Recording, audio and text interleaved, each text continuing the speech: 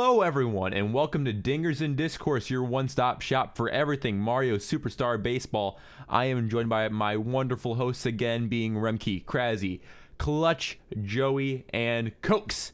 Welcome them all onto the pod again, and we're going to be talking a little bit more about Mario Baseball, some tiered tourneys, viewer comments again, a new appearance on Dinger City, and your favorite tournament, Netplay Superstars, coming back soon. So let's start it off here, talking about the Teeball tourney, the UU draft tourney, whatever you want to call it. People don't like the name, but hey, you got to roll with it. It's a new thing. This tournament having 20 participants, and top 8 going to be Remke, Mori, Colby, Clutch, Krasy, Stuff Flatbread, Hell's Hero, and Walrus. A big tournament, big names, new strategies, new thoughts, any opinions on this, and how can we expand on this in the future? Well, I gotta say something real quick. For the viewers at home who have no idea what Teeball or UU is, someone, please, explain. Or I can do it, I don't really care. So, I don't think the creator wants to explain his own mode. Yeah. So, there is a subsection of Pokemon competitive play called underused, where, from what I understand, the community decides based on usage rates to ban specific Pokemon to not be used to open up what your team composition can look like. And so you have different types of matchups instead of the same typical meta matchup in Pokemon. And obviously, as everyone knows, that for the top level of competitive play, your top level characters are all going to be the same. You know, first 9-10 picks are pretty standard. There's not really a deviation until pick 10 after you pick Magikoopa. And so that's why Cokes decided, let's ban 9 characters and Diddy. And numbers wise, he is the second most used pitcher, but I'm sure we're going to get more into that later.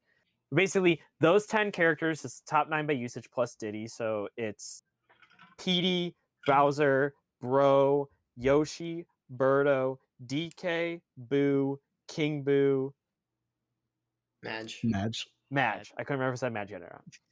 So there are your 9, and basically it now opens up a mode where there is only 4 unused characters at the end of the draft. So you start seeing Paratrooper, you start seeing Paragoomba, you start seeing Shy Guy every time. You see Mario, Luigi, Wario, Waluigi are kind of your top picks. So like they have a lot more Moonball's in the mode all the time. It's a lot of fun. It opens up a new strategy. Coincidentally, because we're removing all the top picked players, there's not a lot of power in the mode. So it's a lot more small ball oriented, a lot less swinging for the fences. And that's kind of what UU is all about. It's trying to make people pick new characters to have some variety in their gameplay and learn more about some underused characters. Yeah, I think the mode was fun. Participating in the tournament, and I was very, very skeptical at first when it first kind of dropped in one of the channels, the idea of it, because like Clutch said, essentially what you're doing is taking out all the home run hitters, and you're taking out like the best defenders as well, because I mean the characters that are drafted early that aren't home run hitters are defenders or have the best slap bats in the game, or Boo, who's the best pitcher in the game. But I was definitely very skeptical at first. Turned out to be pretty fun. You end up getting a lot of hits, a lot, more because the defense is overall worse. But the bats in this game kind of have like, there's like a point where it's just a cliff. And then after that cliff, they're all kind of the same. Like, sure, there's preference and like people like certain bats better than others based on mostly like character models as opposed to like stats themselves. Like some people like to have a visual bat to line up the ball with, as opposed to say a palm tree or a conch shell at the end of a stick or whatever it is. Some people like to have an actual baseball bat to line it up and could do that better. But it's a lot of player preference once you start getting into those lower level bats, as opposed to actual stats. So it's a lot of fun to see the character diversity and see what happens with that. Yeah, I think it's. Go ahead, Joe. Me? Okay. Yeah, I think it's cool. I think it's neat that you get to see probably like 8 or 9 characters that you wouldn't normally see. Probably even more than that, even. Probably about 10 characters you're not normally going to see. Every character is probably getting picked eventually. Sure, you're not going to see Green Koopa. You're not going to see Red Paratrooper or whatever. But it's nice to see the variety. Doesn't really appeal to me. I like hitting home runs. I think that's the most fun part of the game. But I do think it's a fun alternate game mode, really cool stuff. And it was a cool event. I liked it. I didn't get to play, but I did like it. Breaking news: Dinger City resident likes hitting dingers. Weird, right? I thought so. Never would have seen that coming. I was gonna say, I feel like in our current meta, obviously there are those top 9 that kind of carry your team, and I feel like it gets annoying to have like only your best characters be the important ones on your team.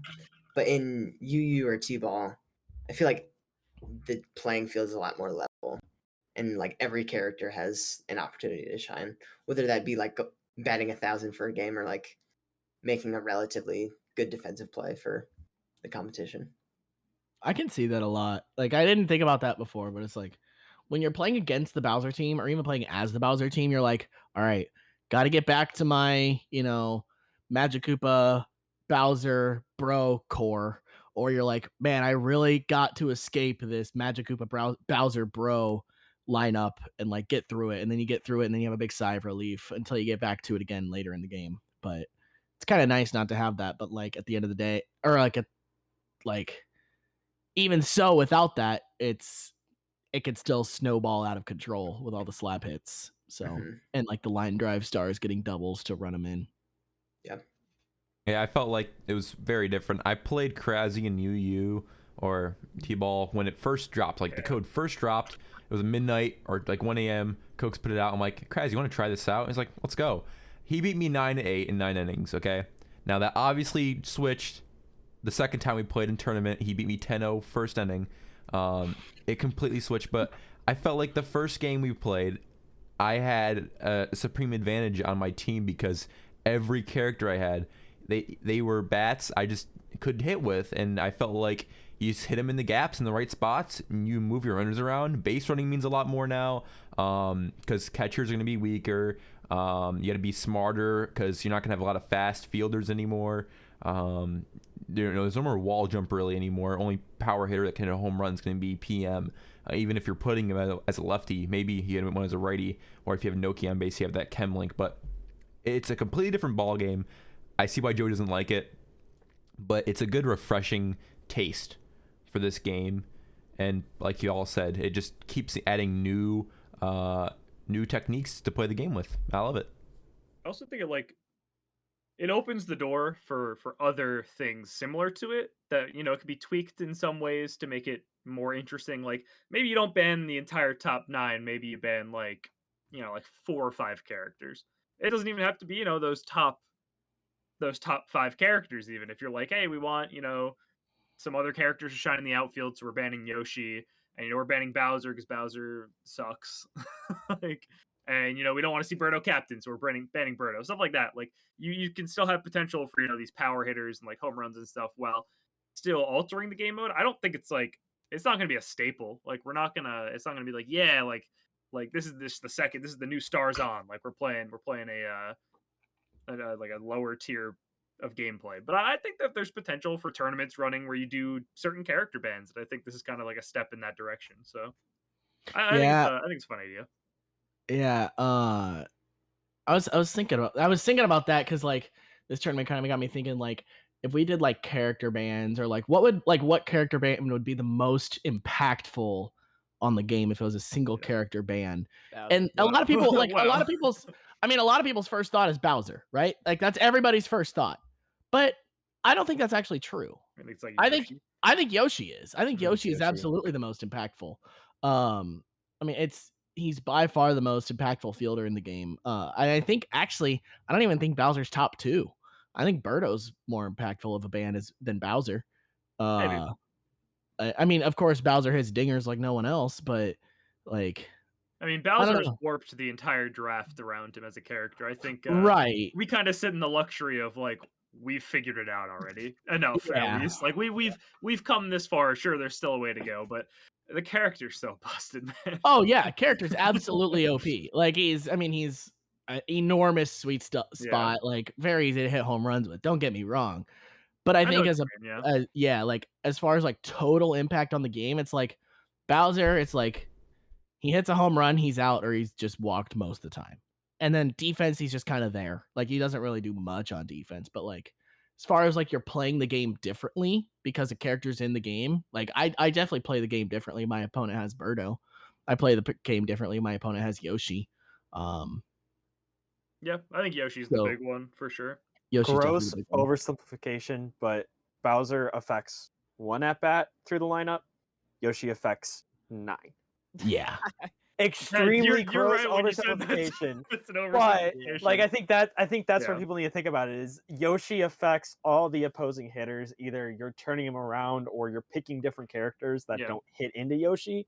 Right. Versus Bowser. Yes, I know if you walk it, then your bro's better, so that's affecting other at bat things. Like I said, gross oversimplification, but like I said, it doesn't affect the whole lineup. I mean, I think that's kind of the way to argue why Yoshi might be the more impactful singular ban than Bowser. Yeah. Yeah. Probably.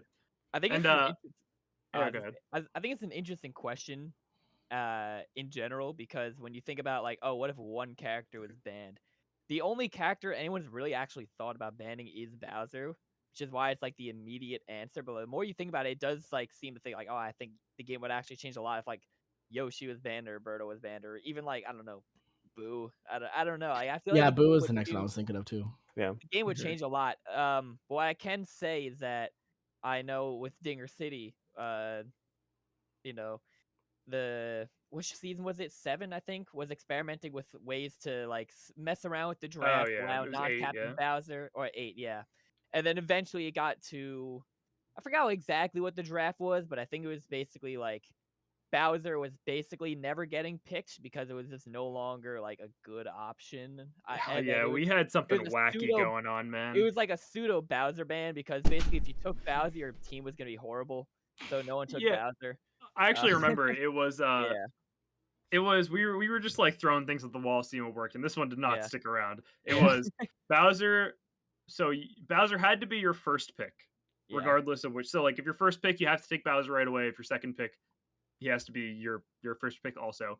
And if your second pick and you select Bowser, you only get 1. You don't get 2. Which honestly that seemed fine, but then you have to balance it for 1 pick because why should only the second pick be nerfed? So then the first pick was like, if you took Bowser as your first pick, you only get 1, or it was either you only get 1 in your next time around, or your opponent gets 3 to start off, or something like that. But then if neither person took Bowser round 1, he was gone. And it was an interesting idea. We tried it. It sucked. It sucked really bad. But you got to try stuff, right? Yeah, I remember talking a lot about the meta at that point too with the Bowser ban, because it was weird because like you think one character getting banned really wouldn't change things that much, but it really felt like your win conditions in games is just way more different. Like Birdo, for example, was way more impactful as a character because you removed a massive offensive threat with Bowser, and Birdo was seeing Birdo all captain already sees like 95% of games, but now she was in 100% of the games.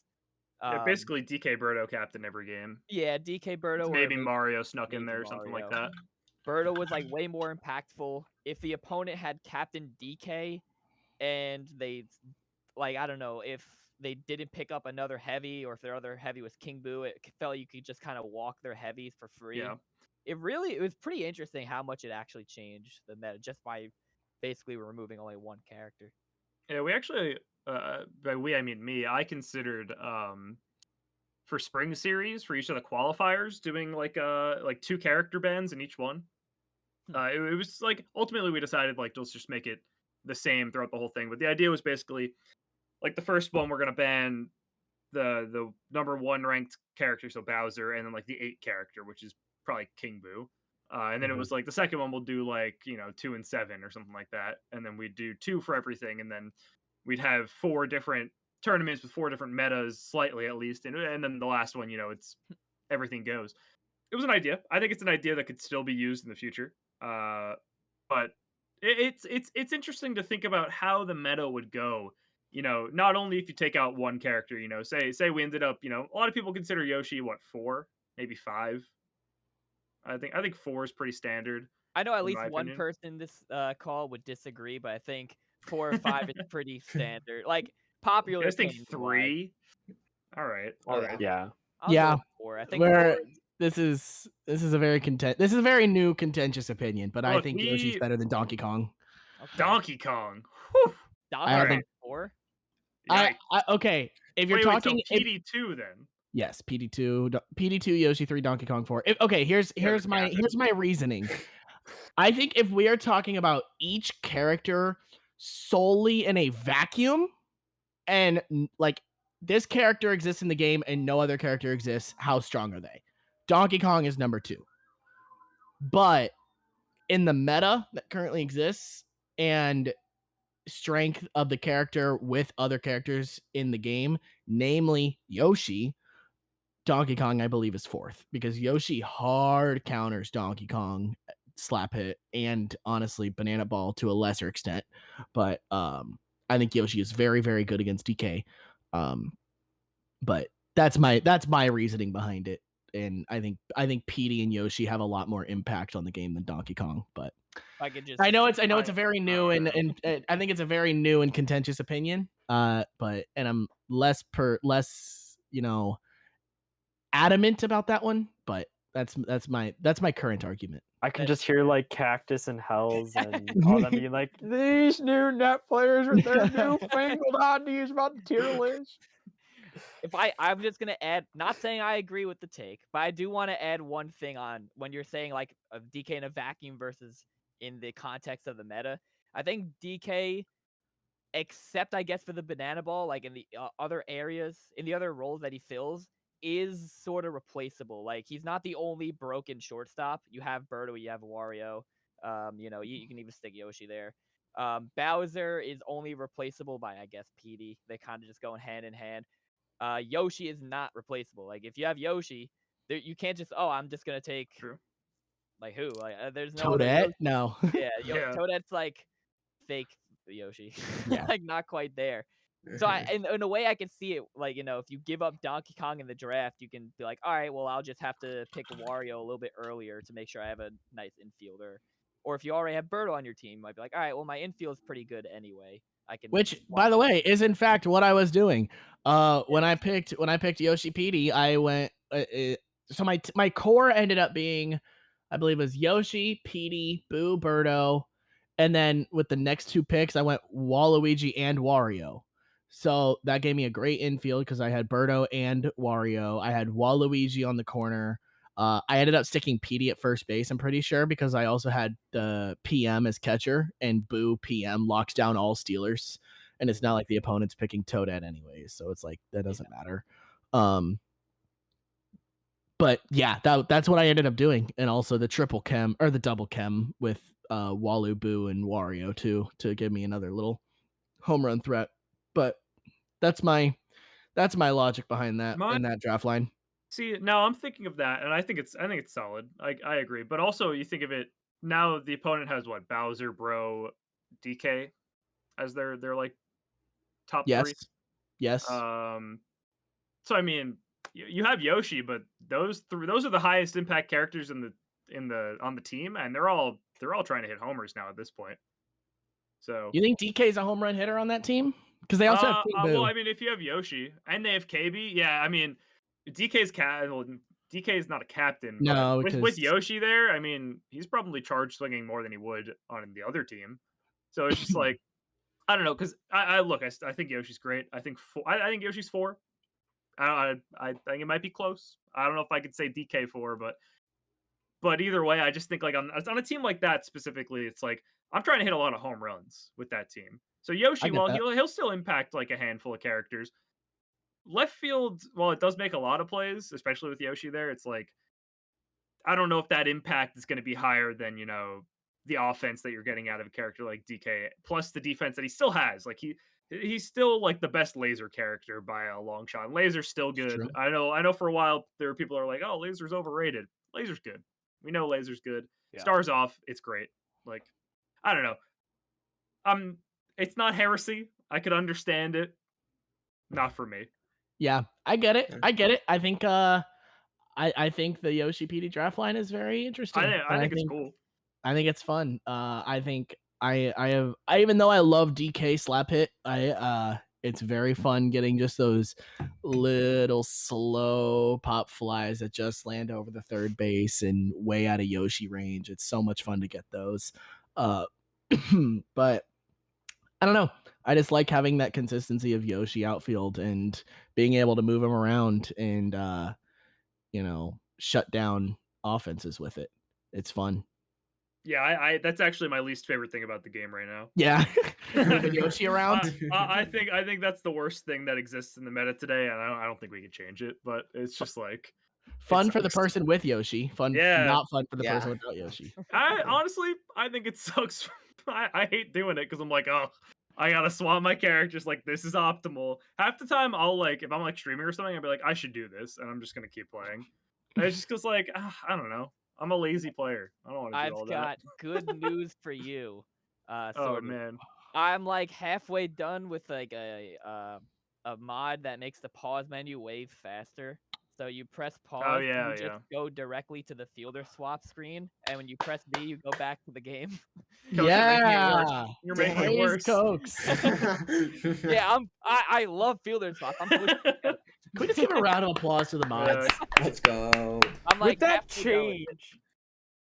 change, since it goes faster, can we go to 3 swaps an inning instead of 2? God, please, Yeah, no. Please, yeah. no. I promise, I I'm not think- legit. I'm not legit. I Okay. honestly think that this was discussed like in depth the other day, It and was. I think the best option is you get 2 swaps. If your pitcher gets tired, tough luck. I think I think that's good because it's like you used your 2 swaps. If your pitcher gets tired, that sucks for you. You shouldn't have used your 2 swaps. I was originally. that's good. I kind of go back and forth between the 2 swaps and one for tired. I don't know. Like, I go back and forth between it a lot because I think the 2 swaps just kind of makes sense, or like at first glance to me. But when I think about the 1-1 rule, I'm like, okay, well, you can't just like, if Birdo's up, you can't just pull Yoshi from left field into second base and then throw him back. If it's like the second inning and you know you're not gonna have a tired pitcher, it's just like the correct move basically. Whereas Right. if you only get 1 swap, you have to say like, all right, well, if I bring Yoshi in, I gotta leave him there for the rest of the inning. Is there anyone later in the lineup that I want Yoshi left for? Like, kind of have to balance that decision a little bit more. So I don't know. I think I go back and forth, on which one I think is better. The 1-1 is interesting too because it's like it nerfs Yoshi, Mm-hmm. but I think that's necessary. Like, I don't know. I just think like we already used the rules to nerf Bowser, and because Bowser's the biggest offensive menace, right? Mhm. Yeah. So Yoshi is by far the best fielder. Like, it's not even close. So like, are we just gonna live with it? It's like it's one sided. That's how it is. And a lot of the time, Yoshi Bowser on the same team. This is I was true. like, Yeah, was so just- it's something to think about. We're not gonna get in depth on this right now, but yeah. maybe in the future we could spend I a whole would- hour talking about it. I mean, I guess my initial thought is, isn't that the whole reason we have 2 swaps plus tired rule in the first place? Because a lot of land. I mean, I didn't grow up playing the game this way, but if I knew everything I knew about Yoshi, I feel like I would have just moved Yoshi to the optimal spot every time. I understand that some LAN groups don't have a fielder swap rule, and it's kind of just like a respect thing, but like, isn't that the whole point of having it in the first place? So, I mean, I can understand talking about adjusting it, but until there's a definite problem, I don't know. But I'm not there yet. Yeah, I mean that's basically the thing. It's like we didn't get it right the first time. I think we made this rule. It's been great. I don't think it's enough, but that's just me. Mm. I think until it's like way over centralizing, because here's the thing. Here's my opinion on it. Yoshi. Okay, so if Yoshi's in left field, right?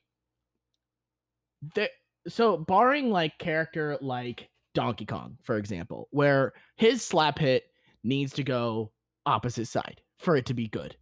Like that's just kind of how he is, like with the trajectory bonus. That's why he has to slap to the left side. You can get a gapper to the right center, to the pole center, not reliable at all. There is counterplay to having Yoshi on the opposite side of the field of you, because Yoshi can't cover the entire field. If you have a slap hitter up, you could pull with that slap hitter. You can hit a frame 8 and it's the exact same thing as a frame 3. You can hit a frame 4 and it's the exact same thing as a frame 7. Like, there is that counterplay there. Sure, it's a little harder to pull because you have to react sooner rather than later. But I think that's kind of like this next like step of like counterplay is hitting the ball away from Yoshi and getting it consistent, hitting it away from Yoshi. That's why I don't think it's like necessary to nerf the fielder swaps on Yoshi, because you can always just hit it away from him. There's like because center field, it's like he can't cover the entire field. You can always hit it to the opposite side that Yoshi is. Yeah, that's definitely fair. I think I don't know, just it's infuriating, especially infield swaps with Yoshi. Yeah. Yeah, I think Yoshi second base is better than Yoshi left field. I don't know if that's a hot take, but I think that's Sometimes. I think it's just how it is. I don't know. Does left field see more plays than second base? I don't know the numbers. I would imagine so. But I think so. I just think like I don't know. I've seen Yoshi make insane plays in the outfield. I've seen Yoshi make some of the most insane things I've ever seen in this game in the infield. There's a couple. There's a couple from Joe and I's classic match that were absolutely insane. That might be out the same day this is out. I'm not sure, but either way, it was insane, and it's just that's Yoshi. That's how he is. Yeah, that's but Yoshi. I think Yoshi second base, especially in classic. I think Yoshi's not a problem, but that's just like that's classic. Every team's got a problem character. Like deal with it. I mean, you hit 2 PD. Oh, spoiler alert! You hit 2 PD home runs on me. So, like, dude, exactly. Yeah, it's crazy.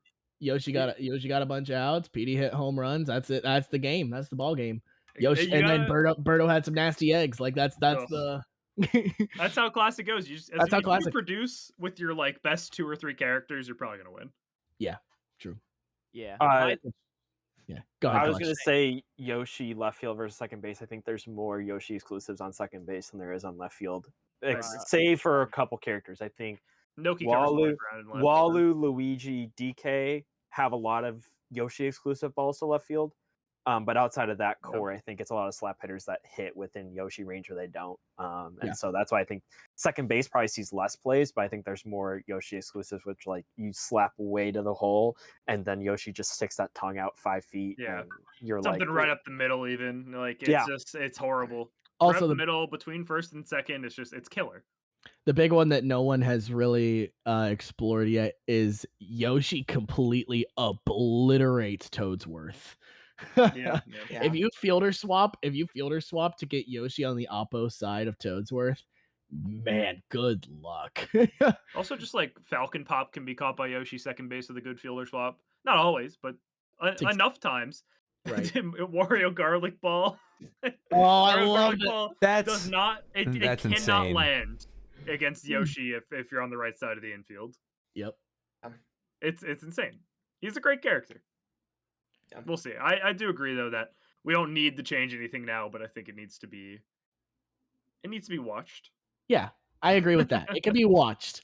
But again, the fact that there's always going to be counterplay, I think makes it fine. At least most of the time, Yeah, at least most of the time. I mean, obviously Waluigi, like Waluigi, Magic Koopa, stuff like that. Right. Those it's not really, but like I mean, if you're countering like 3 characters, I don't think that's I don't think that's nerf worthy, you know what I mean? But again, that's something we'll have to consider later on when we get to that point.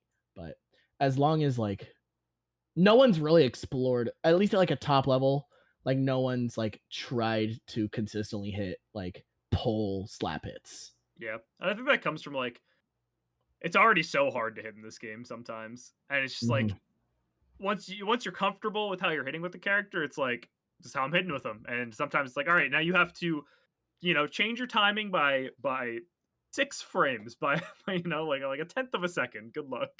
Which I think this is another reason why people don't hit as like people are more uncomfortable hitting home runs with Wario and Donkey Kong because their slap hits are also viable. Yeah. And when you're pushing those slap hits and then it's like, oh, I've got to charge and now hit it earlier. It's like, oh, that timing isn't necessarily locked in for me. You know, people talk about that switching back and forth between Boomerang Bro and Hammer Bro. Their timings are completely different on the optimal spot to hit it. So, All right. Well, I think we're gonna wrap up that talk there. Very good discussion, folks. That was a very good deep breakdown of the game mode. Yeah. There's still a lot more Yeah, to it's come. fun. That was how devolved. long this code's been out? 3 days, right. 2 days. It's super new. Like It like came out and then Sam N was like, "All right, tournament." Yep. And everyone's like, Yep. "All right, cool." Yeah. everyone's like, cool. Mhm.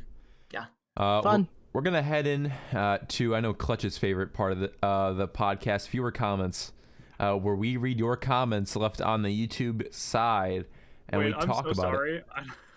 Did we say that Remke won the tournament? Oh, it. No, we didn't. I don't think we I was did. in my head. I just didn't say. Yeah. Okay, I don't think we sorry. did. Remke did win the tournament. He beat Hell's I did. Hero. Yeah, Mhm. 3 I to mean, 4, right? Yep. 4-3. 4-3, yeah. Top 4 was me, Clutch, Hells, and Krasy. I beat Clutch in semis. Hells 2-1. Hells beat Krasy 7-4. And then we had a coin flip off for third place. Yeah. That I believe Krasy won. I won. Yes. Yeah. Let's go. And for those wondering, we don't flip heads or tails. We flip who gets a first type of specific coin on the coin flipper bot. Our favorite. So, and that the Liberty 1909 coin. Praise Liberty 1909. But yeah, Krasy got that one. But yeah, it was a very fun tournament. I probably am not going to play much of that mode now. That I was tournament's gonna done. say Did after you- the tournament, Remke Yeah. messages in the chat. Thanks for the bracket, Sam. Now I will never play this game mode again.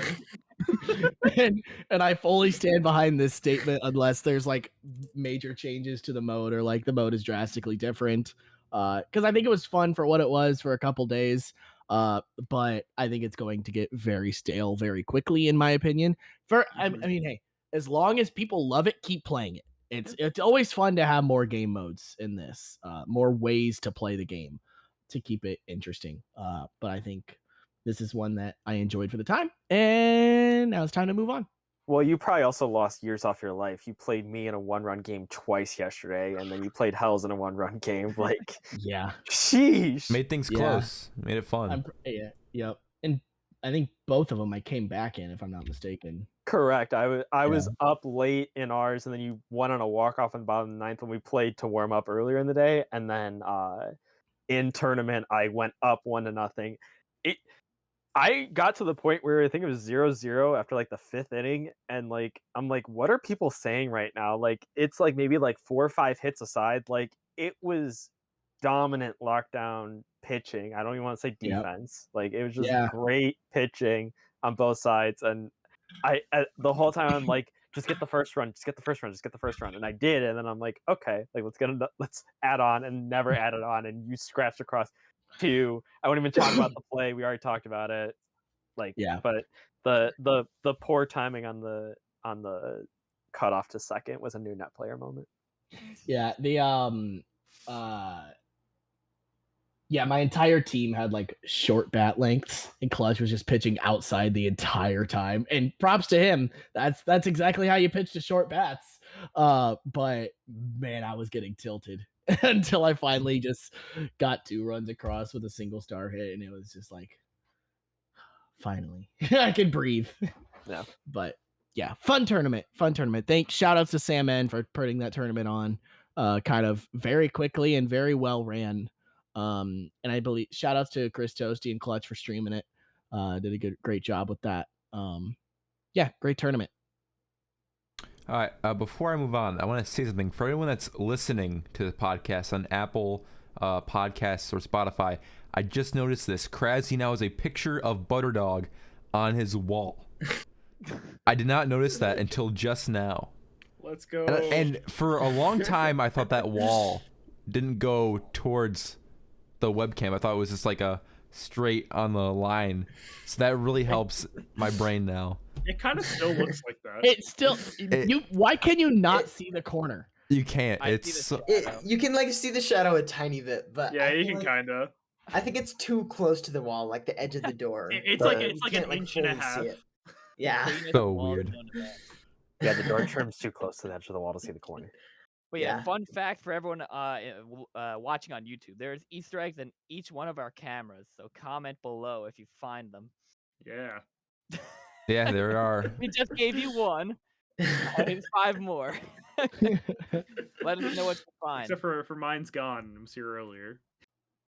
Yeah, Alright, true. Oh, okay. What's mine? I don't even know what mine is. So anyway, Okay, anyways, anyway. moving on. We're going to move over to the content creation side. Another big reason why a lot of people are in this community in the first place. Dinger City had a nice collab with the man, the myth, the legend, Baltor, Paul. He got to collaborate with Dinger City in about a whole week of games. Yep. Joe, how was that? You know, seeing someone from the NetPlay community you always talk to on here, a big streamer on the Chat Pack channel. How was it? You know, seeing him in person. it was amazing, man. I mean, we recorded those videos right after the meetup. It was the Monday following the meetup.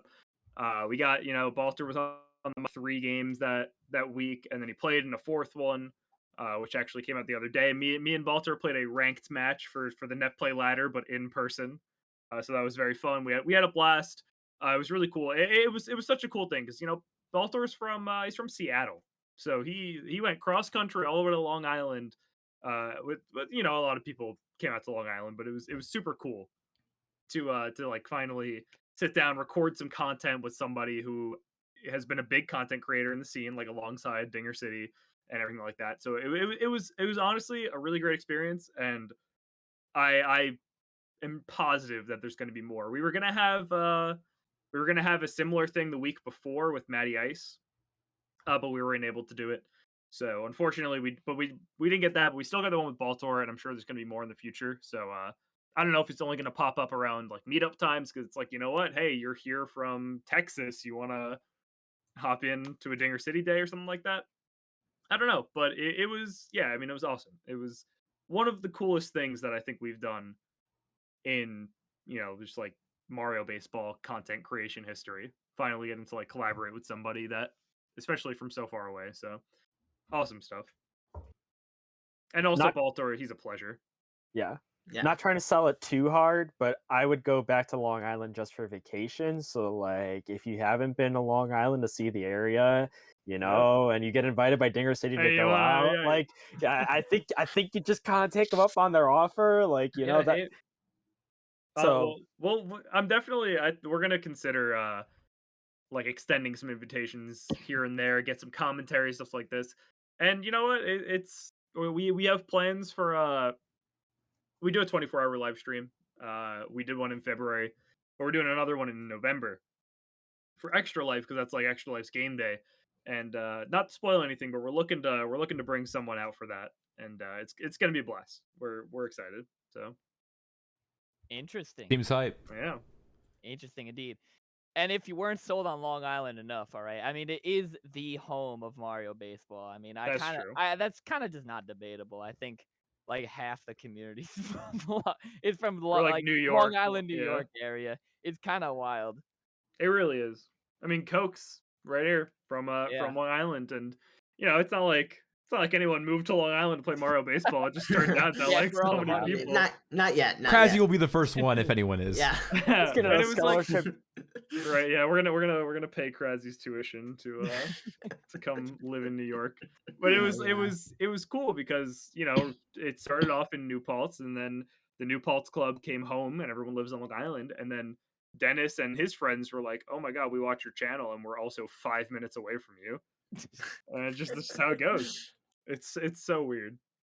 It's funny too because I ended up joining the picture, and I was like, "Oh hey, I watch you guys, but I'm like 40 to an hour, away from you guys." And then it's like I would always complain like, "Oh man, it's so far away from me." And then all of a sudden Baltimore is like, "Actually, I live in Seattle. I'm showing up. Don't worry. I will fly all the way to Long Island." for That's Mario awesome. Baseball. It's so cool. Took 2 flights. We're It's really crazy. doing something here. We did. Yeah. Hey, I can't wait to see the next one. It's just getting better and better. Everyone's up in the game now. It really, it wasn't, I feel like, pushed enough because everyone was just doing it to do it. And now people are, I'm not going to say competing, but like, you got to make it so people retain watching. What do you make that makes it different? I feel like Dinger City has that, getting everyone. It's like a celebrity guest appearance. It's what you love to see. Definitely. All right, well, I'm going to move on again. Another topic here. We have a couple new tournaments. Signups for MBA Cup are live now. I should be up live now until Tuesday, right? Yep, it'll go until the ladder reset, which is slated for Tuesday next week. All right. Anything you want to say to anyone watching right now that might be interested in the MBA Cup? At the time of recording, we're at 20 participants, which is really good so far, but the goal is to break the 64-person record. But other than that, if you have any questions, I just posted a video on my channel about a little bit better explanation than just reading a big text document. And if you have any questions about using StartGG or whatever, let me know. Send me a DM. I don't want signups or questions about the rules to be a barrier to entry, so happy to spend time with anyone. Nice indeed. All right. Another new one is going to be NetPlay Superstars starting up.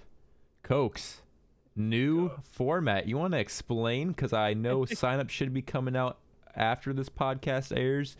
Yeah, probably about when it airs or after. You want to explain about what's going on with the new format so everyone just, gets a little bit refresher. I know reading something might not be the best way to consume it. So, hey, explain it along to everyone. See what's new. See if they're interested. Yeah, sure. So basically, when considering the format for a tournament I'm expecting a lot of people to sign up for, I wanted to think of a format that is going to not demand a lot of time out of everyone while also being able to accommodate for having so many people. So the classic format for NetPlay Superstars is pools, round robin pools.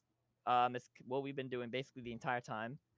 And because we've had so many people sign up, we've essentially hit a point where every single pool is really only having 2 people get out. Like in the past, we could have 3 or 4 people get out, but it's really only 2 people getting out of each pool. And if the pools are large enough, it essentially becomes basically a fake double elimination bracket, because if you lose 2 games in a round robin pool of, let's say, 6 people and only the top 2 get out, you're basically eliminated from the tournament. Like, unless some weird tiebreaker shenanigans, upsets happens, you're basically not getting out of pools at that point. So when I thought about it more, I was like, this is kind of just a double elim bracket with a lot of extra steps. There's other problems. I had a big long Discord post about it when I was going into detail about how the format was. But what I settled on to try out for the next tournament, again, don't know if it's perfect. We're gonna try it out, see how it goes. If it's a disaster, we'll switch. If it works perfect, we'll keep it. But my idea is to make the pools double elimination brackets. I'm gonna keep it small, around, let's say, I think I settled on 3 to 5 people, or 4 to 6. Oh no, not 3 people. 4 to 6 people, I believe it was. Or 4 to 5. I don't remember. I have it in my notes. Small pools, double elimination brackets. When you sign up for the tournament, you sign up for a particular time slot to play your bracket. You can sign up for Friday, Saturday, or Sunday evening, and I'll see the tournament based on your availability. I'll give you a pool, double elimination bracket, and when your time comes, you play it. You just play out the whole bracket as is, for your time slot. So it's not necessarily like everyone has to be here Friday 6 p.m. to play. If you're not around Friday 6 p.m., you still have Saturday and Sunday to see if you're available at those times. And it'll basically just be, top 2 make it out, winner side, loser side type of deal. And then that'll be Friday, Saturday, Sunday. From Monday up until Sunday morning, which is essentially an entire 7 days, we'll play out the bracket asynchronously, so on your own time, up until Sunday top 8. And then, just like we've always been doing, Sunday top 8 will be streaming. other than that, nothing else is really going to change except for the fact that I think I actually want to stream both winter semifinals just because the last tournament went pretty smoothly. So I'm like, if it keeps going smooth like this, we'll have time to stream both the winter semis. But yeah, that's all I really got. Yes, I put a lot of time to trying to think about what format is going to work best, but I'm pretty confident this one will be nice. I am a little bit worried if like I don't know, those 3 days are just not going to work for people, or if the time slots are just going to be like not quite perfect or ideal. But like I said, we'll see how this goes. Kind of just like a learning curve. I think at the very least, I don't think the format like the round robin is sustainable. Like if we ever have an 100 entrant tournament, it's just not realistic to do round robin, or at least the way we've been doing it, because then the tournament will have to become like 2 weeks, 2.5 weeks. So I don't know.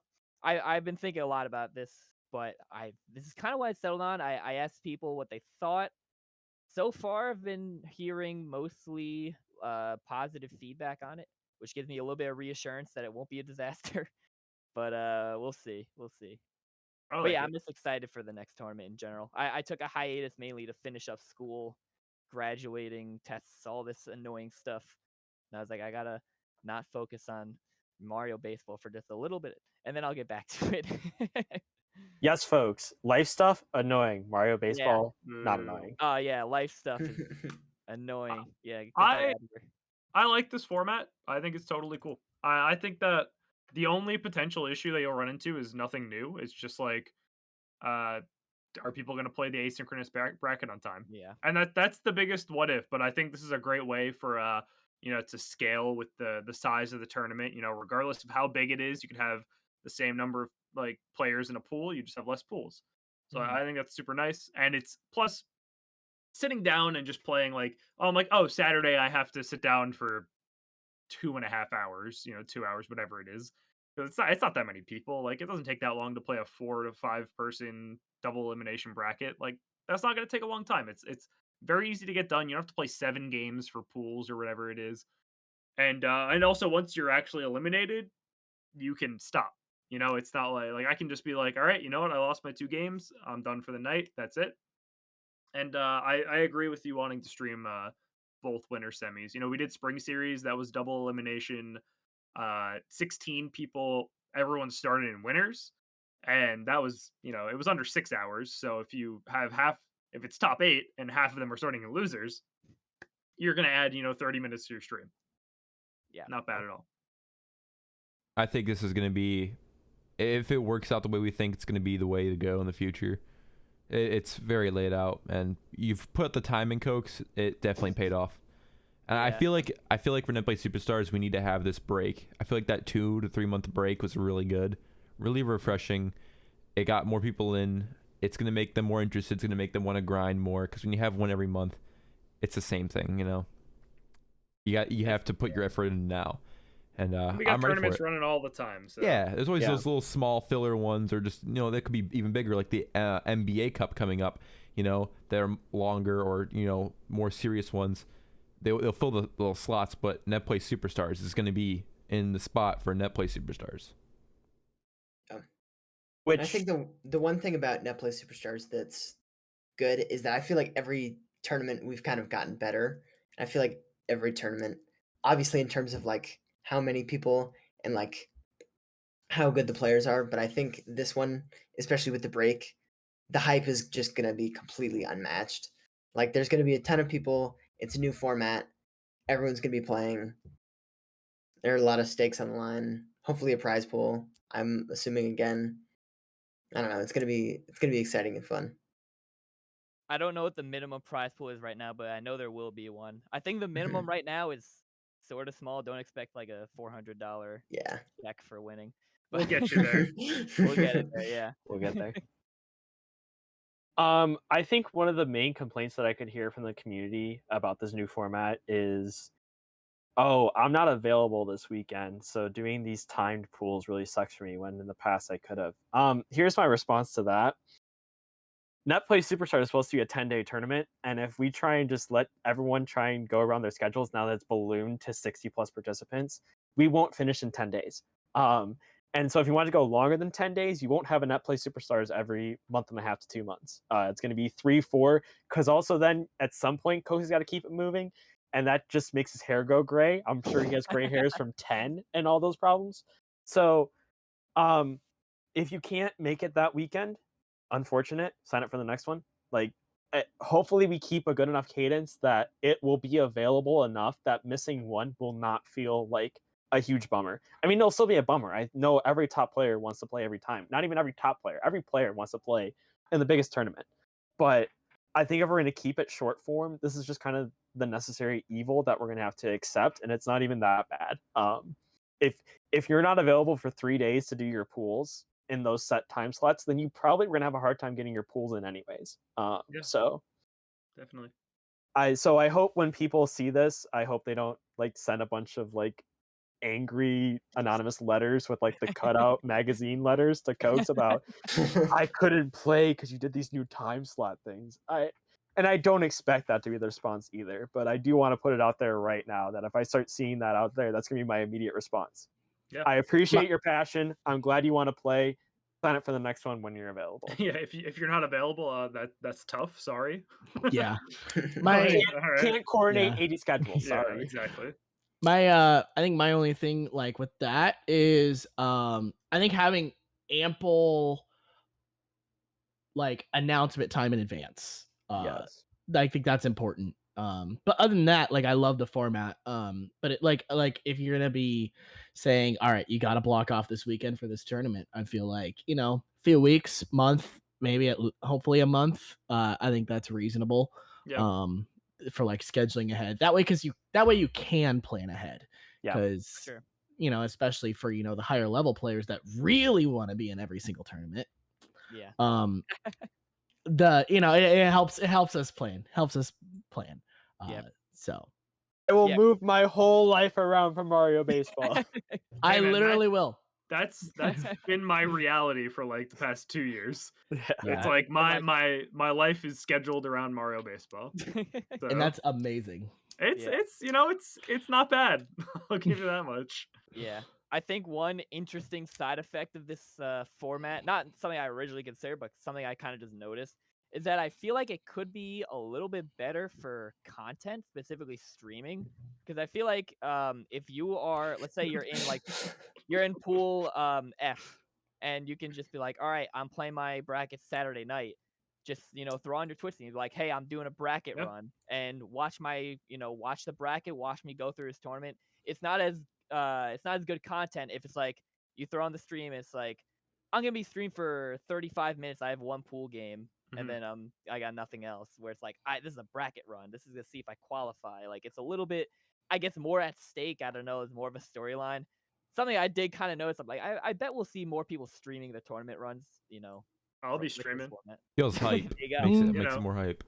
I'm still Even if it's not your own, like doing other people's. Like for 10, I did a whole night where I said, send me who's playing pools, let's play on stream. But we jumped from like one pool, like from A to like F to like G to like I, and it's like, well, what are these games even representing? They're just games.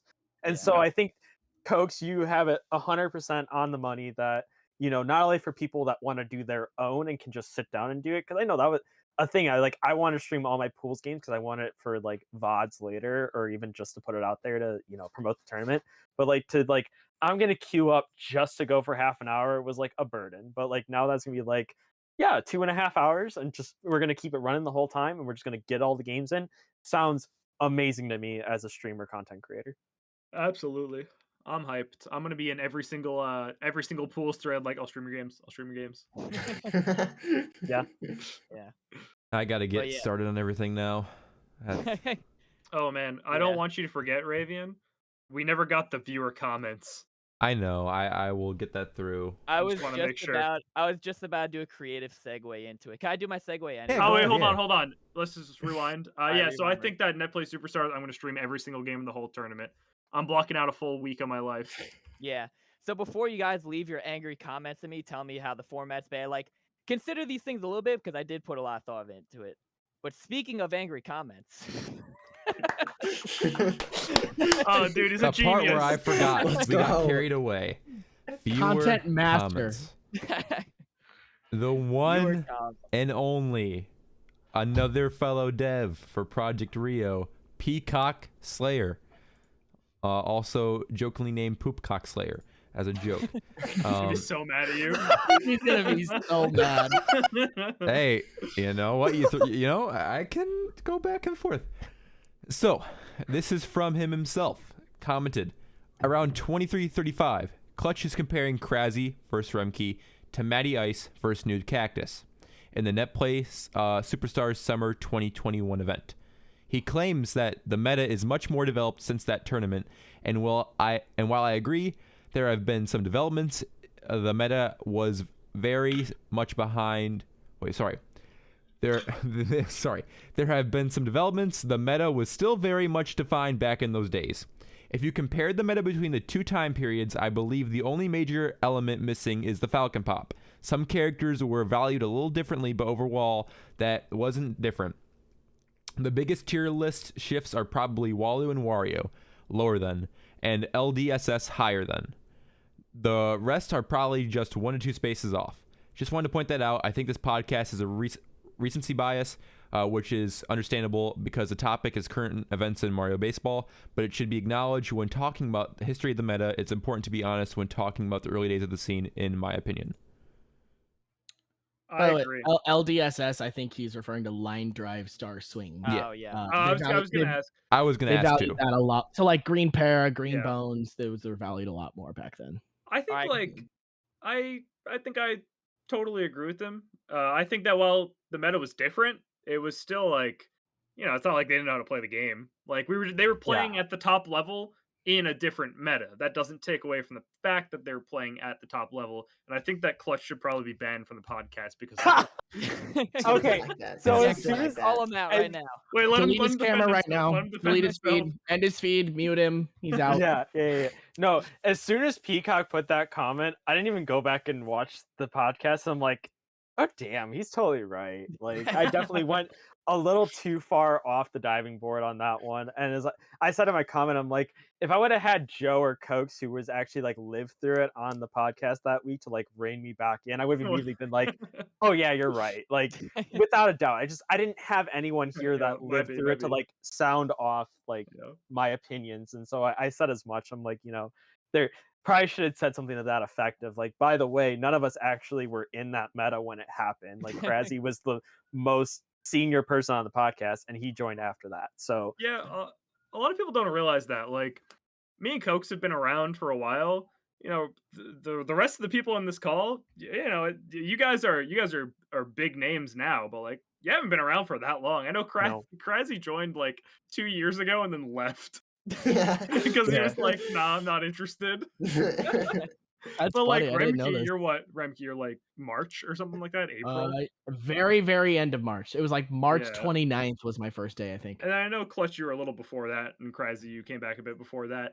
But it's like, I don't know, like a lot of people are still new to the scene, even though they've been here for so many big moments and stuff like that. And they've Krasy and Remke, the top 2 players right now. It's just, it's weird to think that they haven't been here the whole time. And like I haven't even been here the whole time. You think about it. Like I came around in late 2020, like September, but there are 2 years of history before that. So yeah, it's crazy. I just want to hear a little bit about like I don't even know like anything about this Matty Ice Cactus set or games that happened. Was it a tournament? Was it like a grand finals? Was it like it was just an ongoing rivalry.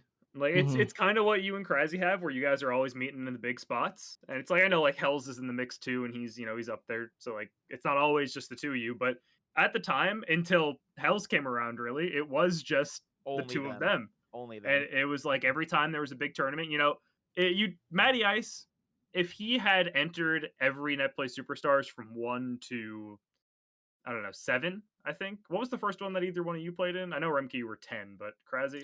I played at 7, yeah. So probably 7, yeah. 1 through 7, if he entered every single one, he probably would have won 4 of them. Maybe even more. But I think he literally only won the one that he entered, or maybe he entered 2 and lost to Matty Ice, something like that. He entered 2. The one I mean, he lost to Cactus rather. Yeah, well, the first one he entered, I don't remember who he got sent to losers by, but I remember the one he lost. I think he lost to Brewa, and it was like the Yoshi Bobble clip. I don't know if you've ever seen it, but it's Yeah, I've seen it. hilarious. That was his first one, and then second MPSS he won. Yeah. So like, Matty and Cactus were always meeting like and in big spots. They had a rivalry going before like even playing on net play because they were the speed run guys. Like Yeah. like Matty had the record, Cactus took the record, Matty took the record back. Like they had that going, and they really like developed that scene. So when that translated over to them being like the top 2 players, it was like every time there's something happening, it's like it's Matty and Cactus. The Elo board, it was Matty and Cactus at the top. It's everything like that. So they were basically meeting in every single big spot, and it was like these are clearly the 2 best players. Like we know that for a fact. And this is before any of the Dinger City guys played online or anything like that. So like maybe if Dennis had been grinding online, maybe he's up there too. And like Hell's Hero comes along a little later, and he kind of breaks up and makes it a top 3 instead of a top 2. But they were like that was the rivalry for a good year at least, I'd say. So it definitely was a huge thing. One little detail about the rivalry too that I always thought was interesting. This is something that Matty told me personally. Matty was it was a rivalry between Cactus and Matty. But if you looked at the ELO leaderboards at the time and everything, Matty was at the top. Like he was number 1, and he had a pretty good lead over Cactus. Cactus also didn't play as much net play. Like Matty was grinding every single day at net players, play me, like trying to play all the time, grinding games, getting a bunch of wins. Had an insane like record. I forgot what it was. But he told me specifically that Cactus's playstyle, like him as a player, was just really good against Matty. And he felt like whenever he played him, like he would be playing his A game, like playing really well. But Cactus's playstyle specifically was really good against him. He always felt like he struggled. So it also almost felt like, they had this rivalry going between speedrunning and also playing the game in competition. But on top of that, like Matty felt like he had the edge, but it also seemed like Cactus was like the only guy who could take him down, Yeah. type of thing. Obviously, they were other contenders. I am kind of playing it up for the hype, but it kind of did, as far as the rivalry was concerned, it did kind of feel like Cactus was like Matty's kryptonite at the time. And it turns out that Cactus is just really good at this game. Yeah. Yeah. Who would have thought? On the season 1 leaderboard, Matty Ice had 162 games. Yeah. But I think I've also heard that a lot of those were at the early part of the ladder, and he didn't play much towards the end of the ladder. I could be wrong. I could be absolutely wrong on that, but Matty's activity is basically it coincides with the MLB season. Mhm. If MLB season if MLB's in season, Matty's not going to play a lot. If it's not in season, he's playing all the time. Like, and we'll probably see that again, come October, November, like the winter time. You'll probably see Matty back on the grind. So, you guys really haven't been around for it because baseball's been in season since April. but Yeah. but I mean, he is a grinder, so he'll definitely be back. I don't expect him to be like a thing of the past. He's just not available right now. So I'm excited for the winter when we're gonna have big events, and Matty's gonna be like he's gonna be in fighting form, I guess you could say. Because Yeah. right now, even if you do pick up a game or 2 here and there, like if you're not playing consistently, like you're gonna play worse. You're not gonna It's play up not to the your same potential at all. exactly. oh, So I mean, absolutely. I'm excited. I think that Remke, Krasy, Hells, the 3 of you like have this really good like top 3 dynamic going on. And I think when we look back, say a year from now, it's going to be like, yeah, like it was Cactus and Matty first, then it was Remke and Krasy, and Hells kind of sandwiches himself in between there because he kind of broke up both of those kind of definitive top 2s. But it's it's great. It's great history. I think that comparing them 1-to-1 is impossible, but I agree. they're equally impressive regardless. Out of curiosity, real quick, just a little history timeline for the community. When did the data mine happen? I want to say early 2021, Okay. It was. but Cokes would know. The data mine was in like different phases, but I guess the first big breakthrough was late 2020, I believe. Like I think like November, December, maybe. And is that just when like most of like the character stats kind of got like yeah, that was discovered? the first big one. The numeric, like the spreadsheet with all the Yeah. power stat throwing, like speed, all that stuff. That one was I believe late 2020. I might be a little bit wrong though. There's a couple stats we also just didn't know about, and it took us time to figure out what the Right. numbers were. So that kind of like developed over time. But yeah, that I remember. Yeah, I remember that. I remember coming home from class and like literally just like watching YouTube videos on like how this modding stuff works. I was like, it's just so cool. Yeah. I would say that I remember because I joined September 2020. Like I really got into things around like late 2020, and it felt like that stats sheet that we always look at and stuff like that. That felt like it wasn't super not relevant, but it wasn't like no one really used it that much until 2021. But it was there, and I don't know. Obviously, like the sheet didn't exist the second the data mine was done, but it was created. I'm sure you could go back and look. Whoever made it, I think Connor made it, right? Peacock made Yeah. it. So like he could go back and look at like when he made it. So I'm sure we could get this like a solid date on it. But I'd say like 2020 was the dark ages still. So 2021 is when things really started to kind of develop significantly.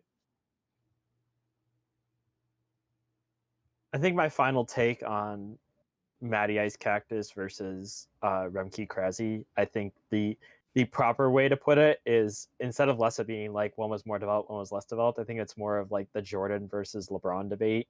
It's two completely different eras. Like I said, I think both played the game to the highest level as the rules around them allowed. But like I said, we didn't have Falcon Pop back then.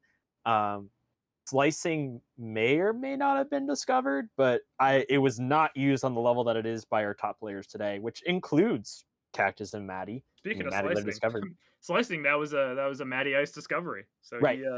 Him and Solar Flare. Yep. So that's why it's the Slice, Solar Flare and Matty Ice. Which is funny because I thought it was Slice originally because like you can slice like a tennis shot and it's like a specific like, shot. Yeah. And I was like very confused. And then I heard that it was a combination of the two names, and I'm like, that makes so much more sense. I'm like, I don't know how you get a straight up the middle ball with a slice, but never knew that. Yeah, that's what it was. It was sometime last year, maybe early this year even, I think. Very like January this year, because I think the video and everything was out by the time I was in the Discord at middle. I think the best way to look at it from like a gaming history, like competitive gaming history standpoint, Matty Ice and Cactus back in the day was for Melee, it was like Ken and Azin. And now we're in the era of the five gods now, where it's like you have top players, anyone can take stuff, but like there's a clear top four, I'd say right now. So because it's like it's Remke, Krasi, Hells, and Cactus. Cactus doesn't play a lot, and I think that when Matty's playing a lot, he's probably right up there too. Not to be like super on the nose with like five gods, but that's just kind of how it is. Kind of ended up that way. I think that's the best comparison because like it's a different era and these players are still incredible. It's just a different, we're playing a different meta. Yep. Yeah, going back to that slice thing, I remember I asked a question in the highlights chat for the main server, Mario Baseball Club. I was like, what's the best clip? And I was like, I'm going to look at myself. Twitch.tv, looked at the clips channel from all time. It was a clip from Matty Ice Falco on his Twitch account. It was, I think, Netplay Superstars 3. I don't know for sure. It was DK hit a slice, and the clip name was This Should Have Been Foul. And that was one of the first times documented a slice in a tournament game, probably. And that just says, like, wow, like he noticed. He noticed, but like no one knew. Yeah. Right. And now, and then they sat down once we had training mode. Once training mode existed, they sat down and they looked at like the frames and stuff like that. Because there are old clips of Falcon Pop too. From well before we like knew what it was, before like Vickless sat down and was like, this is how it works. There are clips of it, and we were just like, I don't know. Nice. That was weird. Great single. I'm glad I got it. Yeah, pretty much. I don't know how for people that aren't like super active in like speed running or other video game discoveries, that is completely how video games work if we don't have like a full decomposition of a game. Like it's totally just, it happens sporadically, accidentally, and then it happens accidentally a couple more times and like, wait, this is repeatable. How is it repeatable? And sometimes it takes a long time to figure out what the correct set of circumstances are to make it repeatable, depending on how finite or specific the trick is. But once it's figured out, then it's obviously like a named tech and people continue to do it. So the fact that it popped up, a bunch of people were like, well, how do you not figure out that that was something repeatable? It's like, well, that's how everything happens. So yeah. I think a really cool example of that in speedrunning is the cannonless trick in Super Mario 64. Look up Yep. any video detailing the history of cannonless in that speedrun, because it went from just literally throwing yourself at a wall hoping you would get this like close to pixel perfect trick and hoping it just happened. And I think like even like the very, very top speedrunners like succeeded like 30% of the time. That might be generous, into like something like 80% of the time it works with a new Yeah. discovery. They literally like paid a guy that was like a famous like glitch hunter / like speedrun route developer guy. I don't remember his name off the top of my head, to like discover like a setup to get it consistently, and he did it in like a day. Yeah, there's a good summoning salt video on it. I don't know if it's on Oh, yeah. Canalist specifically, but I think it's on 16 star and it goes over Yep. that. So Yep. good stuff. Definitely check that out. Yeah, For and sure. I hate to plug myself, but same thing happened with dingus bunting. I feel like Boo. that tech where the quarter baseman comes in, like I can vividly remember like seeing that before, but Yeah. one day I was just playing with Cactus and we're like, oh, why did that happen? And it just took like a very quick connection of, oh, I was holding out button and that's why it happened. And It's just awful. that instant moment of realization Mhm. just completely changed how we view that tech. And then we shut that shit down quick. Yes, sir. I think so. And by the way, the like, not to go totally off a tangent here, but I think that's the last place to like start looking for tech in Mario Baseball, unless we find out like some like crazy like hitting stuff, is like what happens to fielders off camera depending on certain things, or like what can we do while fielders are off camera? Because I think we are starting to get free cam, or like we get like a totally buffed out like widescreen mode, like now that we're starting to get deeper into like, you know, being able to run the game at a sufficient level because we've optimized it in senses. I think that might be where new tech comes from, is like how are fielders behaving while they are off camera and we normally can't see them, but obviously the game knows what they're doing and we have fielder swap and things like that, that we can start controlling these characters even if the game doesn't give it to us. I think that might be where our next discoveries are. And like I said, without like having those techniques and those tools at our disposal, we have no clue how the game is currently handling it because we don't see it. All right. Well, Yeah. anything to add on? Or we good to wrap it up here? We hit an hour and 12 minutes. We're looking good. I'm good. I think All I've right. said most of everything I want to say. Just Yeah, good. I'm good. Oh, hey. Thank Yeah. you for leaving a comment, Connor. Sorry for calling you what I did. If that did offend you, let me know in a Discord DM. I'm like, actually sorry. But hey, if you have a question, leave it in. I just want to make sure. I don't want to make anyone mad. If you have a question, though, leave it in the comments. Anything Mario Baseball related. Fuck it. Say something else that's not Mario Baseball related. We'll answer it if we have no one. You can say first. That's fine. Yeah, well, you could be a Chris Tosi say Dude, first. Everyone say first in the comments. Yeah. True. Everyone. I'll have to find out. But yeah, leave a comment. Just let us know what you want. Rate us on Apple Podcasts with 5 stars. Leave a comment on there. I think we might need comments soon. And then Spotify, rate us 5 stars. Leave a like on the video. Hit the sub button. Make sure to sign up for the MBA Cup. Make sure to sign up for NetPlay Superstars. Make sure to play fucking Mario Baseball. Have a good time, folks. And as I say, and hopefully everyone else will say, adios And goodbye. and goodbye. And goodbye. Yeah. Dixie's better than Diddy. Good shit. Play Dixie's some better. catch a baseball. End the video. I will. Thank you for watching the Mario Superstar Baseball podcast. If you enjoyed this one, you can look at the other one that will be right in front of you right here. Yes, right in front of your face. Make sure to watch that episode. I'm not lying. Please watch that episode. It's right in front of you. Just click the goddamn button.